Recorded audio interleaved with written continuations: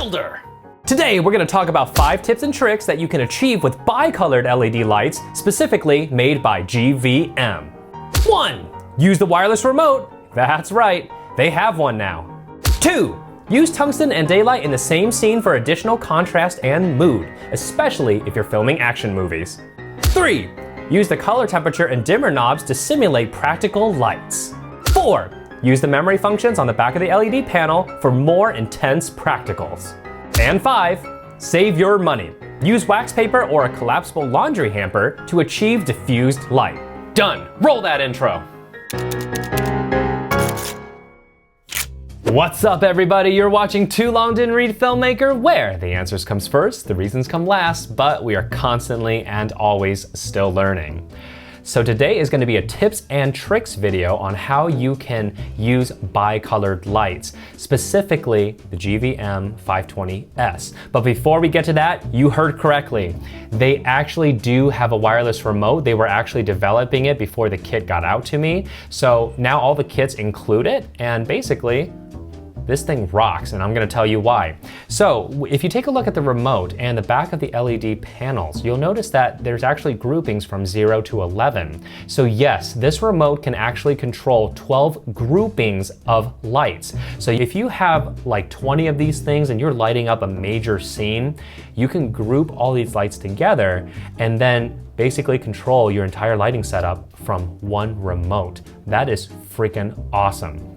So basically how you can get this remote to work is you need to turn on your LED lights, and then from there you need to set the mode to slave mode. And at that point you can use these up and down arrows and choose which grouping you want your specific lights to be in.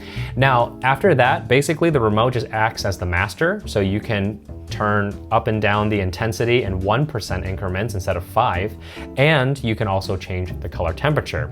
Now, one awesome feature about this remote is, yes, you can actually turn on and off the lights from the remote itself.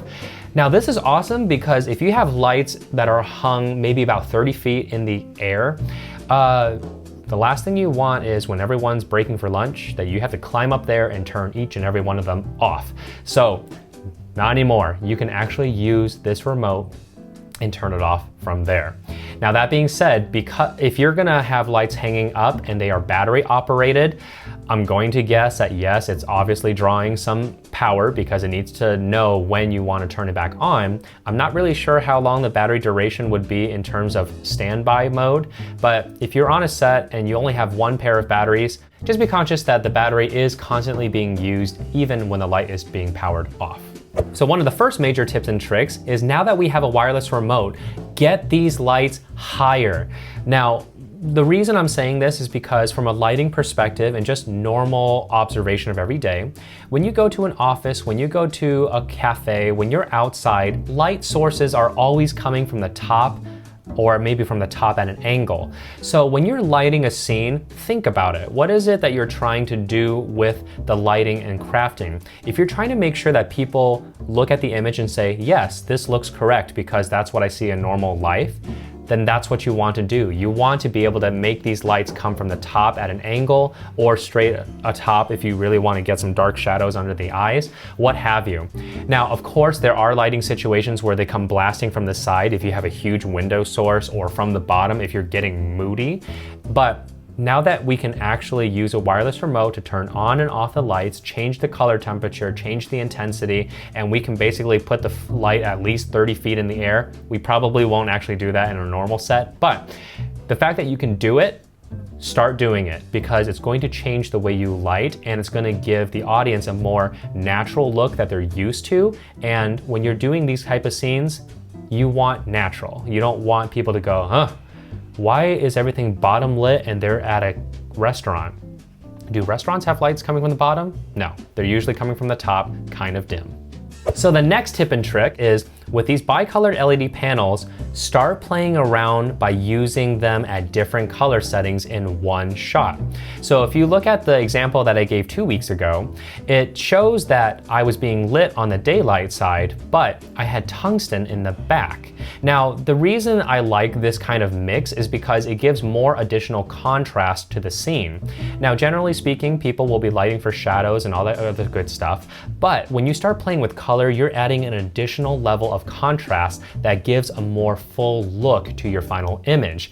Now, the thing about this is yes, I used bicolored LEDs and they were on the opposite end of the spectrum, but I was actually exposing for tungsten because I wanted that blue to really pop and show that I was in kind of like a really dark area, and the light that was coming is going to give a more unsettling look than a warm and pleasant look.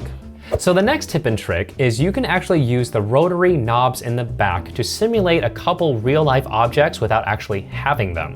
For example, if you want to simulate a TV in front of your subject, you don't actually want to use the intensity dimmer going up and down because that doesn't really look natural to me. You actually want to use the bicolor dimming knob, because when you're watching TV and it's switching from certain angles, what have you, the light actually changes. It doesn't just stay at a constant color. Depending on what the characters are wearing, the scene that's actually happening, it's actually going to change color. So you're going to want to use the dimming knob, and you don't want to go between the maximum tungsten, because when the blue hits, it hits really hard. So you kind of want to be towards the just before it switches over to full tungsten or full daylight, and you just kind of operate around, I don't know, 20%, and that's going to give you a nice smoother look. Now obviously, yes, if you want to have that strobing effect where the blue suddenly hits in, you can definitely do that, and there's definitely situations where that would help. Another interesting thing you can do with these LED panels is actually these function buttons down here, 1 through 4. So basically, these are memory banks, and you can set your light to a specific setting and simply hold one of the buttons until you see the word collected, and now that is saved in the internal memory of the LED lights. This allows you to switch from certain settings very quickly, as you can see here, so that you can achieve some more practical lights, or maybe you move around on set a lot and you always have a very specific setup. Simply set the settings that you use to each memory bank, so whenever you're moving from set 1 through 4, you can immediately set it back to the way it was. Now, in terms of using the intensity dimmer, you can actually kind of simulate a nightlife look. So let's say your subject lives in a cyberpunk world and he kind of lives in the downtown area, and there's a lot of neon lights that are kind of glowing and doing their own thing in terms of advertisements or what have you. If that's the case, get yourself some colored gels, get creative, and then you can use that intensity dimmer and go up and down to kind of simulate that there's a lot of stuff going on below where he lives.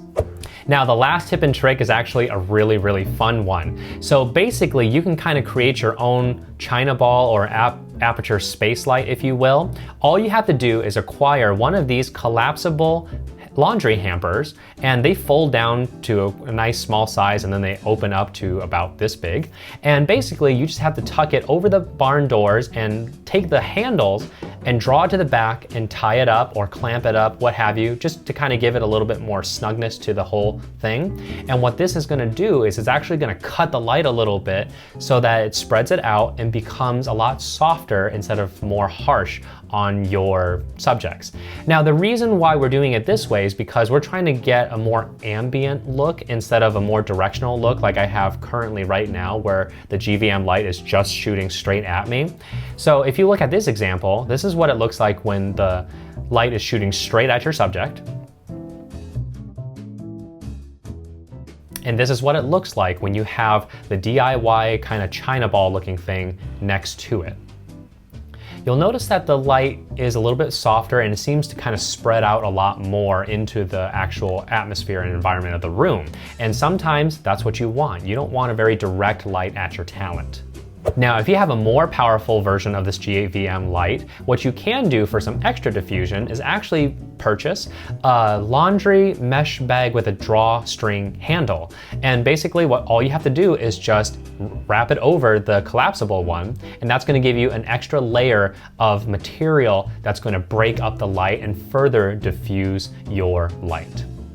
Now I'm gonna be making a more fun, substantial version of this laundry hamper thing. I'm actually gonna go buy some fabric and I'm going to cover up these mesh holes in a very specific way so that I can get the light even more uniform than it already is. If you want me to make a video on how I'm actually gonna build it so you can build it yourself, then hit me up in the comments below. Let me know you wanna see that and I will get that video out as soon as I can. And hey, that's it for this week, folks. If this video has made all the influence in your purchasing decisions, I would really appreciate it if you use my affiliate links down below. This costs nothing extra to you. It just gives me a little bit of commission so that I can continue making videos like this for you. And as always, if you have any questions or comments, please leave it down below. I will get to them as fast as I can. And until then, like and subscribe, and I'll see you in the next one.